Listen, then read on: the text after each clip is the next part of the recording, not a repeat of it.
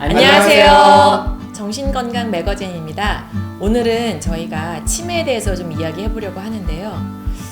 건망증이 심해지면 치매가 될 수 있을까요? 건망증은 기억력만 떨어지는 거잖아요. 근데 치매는 복합적으로 다 사회적 인지, 기억력, 주의력, 또 뭐 판단력, 시공간 능력 이런 여러 가지들이 전반적으로 다 떨어지는 것들을 치매라고 해서요. 이제 건망증이 꼭 치매로 가는 건 아니다. 그래서 너무 걱정할 필요는 없다. 이렇게 말씀을 좀 드리고 싶습니다. 이제 대부분의 치매는 점점 나빠지기 시작하는 경우들이 많죠. 우리가 소위 알츠하이머 치매라고 불리는 경우들이 많은데요. 이 알츠하이머가 치매의 한 5, 60%를 정도 차지하고 대부분 정도의 어떤 치매의 구성 요소인데 시간이 가면서 점점 나빠지는 경우들이 발생을 하죠. 기억력뿐만 아니라 정서적인 부분을 비롯하여 또한 더불어서 잠을 못 자든지 또 식사를 못 하든지 활동력이 떨어진다든지 다른 어떤 일상생활 전반에서 기능들이 점점 떨어지는 그런 양상을 보이는 게 이 치매라고 할 수 있습니다. 기억력이 너무 떨어진다. 내가 치매인지 아닌지 검사받고 싶다. 이렇게 얘기를 하실 때 저희가 정밀 검사도 있지만 이제 간이 검사도 있어요. 간이 검사에는 이제 그런 것들이 들어가요. 이제 30문항 정도가 들어가고 그래서 그거에 대해서 뭐 몇 점 이하가 되면 이거는 좀 상당히 인지 기능에 문제가 생겨서 치매가 강력히 의심된다. 그래서 집중 검사를 하게 된다든지 MRI를 찍는다든지 이제 이런 점수 기준들이 있거든요. 뭐 항목들이 그런 거예요. 진압력. 오늘 몇 월 며칠이지? 지금 몇 년도지? 그다음에 여기 어디지? 이제 이런 거를 이제 실제로 좀 감각을 잃기 시작하십니다. 그 다음에 계산 능력, 단순한 계산이에요. 그래서 100에서 7 빼면 얼마 남아요? 거기서 또 7 빼면 얼마 남아요? 이렇게 그걸 기억하고 또 계산을 하고 단기 기억력이라고 해서 세 가지 단어를 불러드리고 그거를 바로 얘기하게 하고요. 예를 들어서 나무, 모자, 자동차 뭐라고 말씀드렸죠? 라고 하면 세 가지 바로 기억하시는 분들이 있고 두 가지 기억하고 하나 기억 못 하시고 이제 이런 분들도 있어요. 이제 그런 거를 다 평가해서 전반적으로 간이 검사를 할 수 있게 그런 검사들도 되어 있으니까 참고해 보시면 좋을 것 같습니다.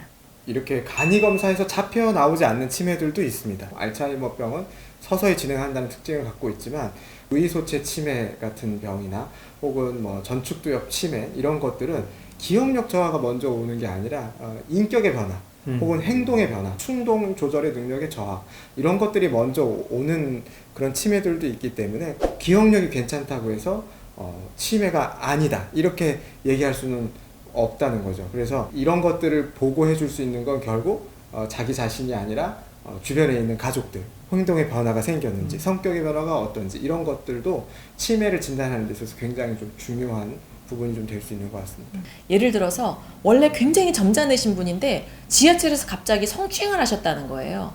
이제 그런 경우도 보면 치매 초기 이제 그런 식으로 되는 경우가 있어요. 그러니까 충동의 어떤 조절이 잘 안 된다든지 또는 이제 그 거동하는 게 조금 먼저 불편해지기도 해요. 종종 걸음을 걷는다든지 자꾸 넘어진다든지 몸을 조금씩 떤다든지 어떤 운동 기능에 좀 저하가 먼저 나타나는 그런 치매도 있으니까 좀 뭔가가 우리 어르신들이 좀 변한 게 있으시다 여러 가지 면에서 그러면 꼭 전문가의 진료를 받아보시는 거를 추천을 드립니다.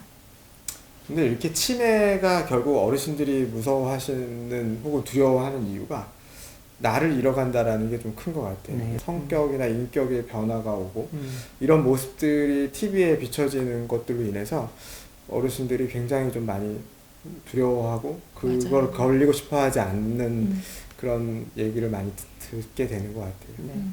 점점 우리 평균 수명이 높아지니까 예를 들면 65세에서 한 5% 정도 치매가 있다면 10살씩 올라갈수록 한 10%씩 올라갑니다. 그래서 이 85세쯤 되면 20-30%까지도 올라가고 그러니까 이게 점점 이제 힘들어지게 되는 거죠. 네. 가성 치매랑 치매랑 잘 구분하는 거 그게 또 이제 좀 중요할 것 같아요. 네.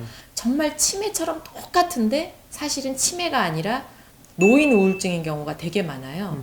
가성 치매는 노인 우울증과 같은 맥락이라고 보시면 되겠습니다. 기억력이 굉장히 많이 떨어져서 왔는데 사실은 노인 우울증이어서 그렇게 보이는 경우가 많고 그럼 이 둘을 좀 쉽게 구분할 수 있는 것 중에 하나가 치매는요 서서히 안 좋아진다고 했잖아요. 이 우울증 가성 치매는 확 급격히 안 좋아져요. 기억력이 급격히 안 좋아지는 경우가 많고요. 그리고 진짜 치매는 뭘 이렇게 질문하고 테스트하고 할 때 되게 열심히 해요. 막 아까 제가 뭐라고 그랬죠? 그럼 막 열심히 기억해내려고 하고 계산도 막 열심히 하려고 그러고 내가 치매가 없다는 걸 막 증명해 보이려는 태도인 경우가 많고 가성 치매의 경우는 다 그냥 몰라 대답 안 하고 생각 안 나, 아유 귀찮아 이렇게 본인의 어떤 그런 기억력 떨어지는 거에 대해서 별로 관심을 보이지 않는 태도인 경우가 조금 더 많아요. 상대적으로 100% 그렇다는 뜻은 아니지만요. 그래서 그렇게 조금 좀 쉽게 구분해 볼 수도 있습니다. 근데 이제 또 이런 얘기들 하시잖아요. 우울증 걸리면 치매 걸리나요? 이런 얘기도 하는데 어떻게 답들 해드리세요?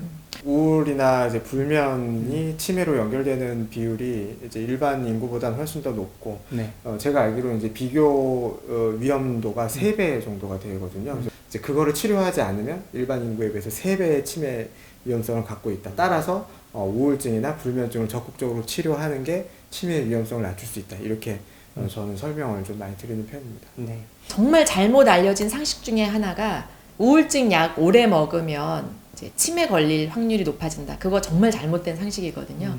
과하게 많이 먹는다든지 너무 오래 먹는다든지 이런 문제가 생길 수 있지만 정말 전문가의 처방에 맞춰서 약을 처방 받으셨고 하시면 도리어 예방 효과가 있고 그런 건강한 생활하실 수 있는 확률이 훨씬 더 높아진다는 거 그거 꼭 좀 강조를 해서 말씀을 드립니다.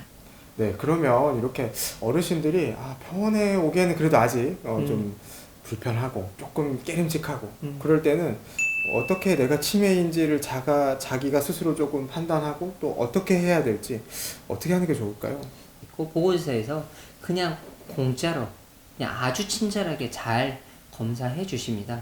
그냥 염려 마시고 한 번씩 댕기시고 그렇게 꾸준히 가셔서 이 연년마다 해보시는 것도 저는 더 낫다고 생각합니다. 거기서 체크를 해서 좀 위험군이 나오면 거기서 이제 병원을 가보시라거나 어쨌든 치료를 권유하긴 합니다. 그때는 이제 치료를 반드시 시작하시는 게 좋습니다. 우리가 다시 젊어질 수가 없는 것처럼 뇌의 기능은 점점 떨어집니다. 그런데 이렇게 가파르게 떨어지면 기억력이 금방 떨어질 건데 치료를 시작하시면 요 기울기가 완만하게 됩니다. 그래서 1년, 3년 가실 게 5년, 10년 혹은 5년 갈 게 30년 가시니까 당연히 치료를 빨리 시작하시는 게 좋고요. 치매는 회복이 안 되는 게 원칙적이긴 한데 그럼에도 불구하고 일부 한 10 내지 15% 정도 질환 같은 경우는 기저질환이 회복이 되면 기억력이나 치매 증상들이 완전히 개선되는 경우들도 있습니다. 그러니까 빨리 치료를 받으러 가시는 게 좋긴 하겠습니다. 치매를 이제 예방하는 거에 대해서도 많이들 궁금해 하실 텐데요. 근데 아주 기본적인 것들이에요. 근데 이제 이게 우리나라 어르신들이 되게 싫어하시는데 약 잘 먹는 건데. 알츠하이머 치매가 가장 유명하지만 빈도로 봤을 땐 혈관성 치매가 그 다음으로 많습니다. 혈관성 치매는 심장질환이나 혹은 뇌혈관 질환으로 인해서 생기는 혈관성 치매를 말하는 건데 그 위험도를 높이는 건 당뇨, 고혈압, 고지혈증 이거든요. 이 세 가지를 잘 잡아주는 게 굉장히 중요한데 이 당뇨, 고혈압, 고지혈증 약은 사실 한번 먹으면 평생 먹어야 된다라는 그런 어떤 편견 혹은 불편함 때문에 약을 잘 안 드세요.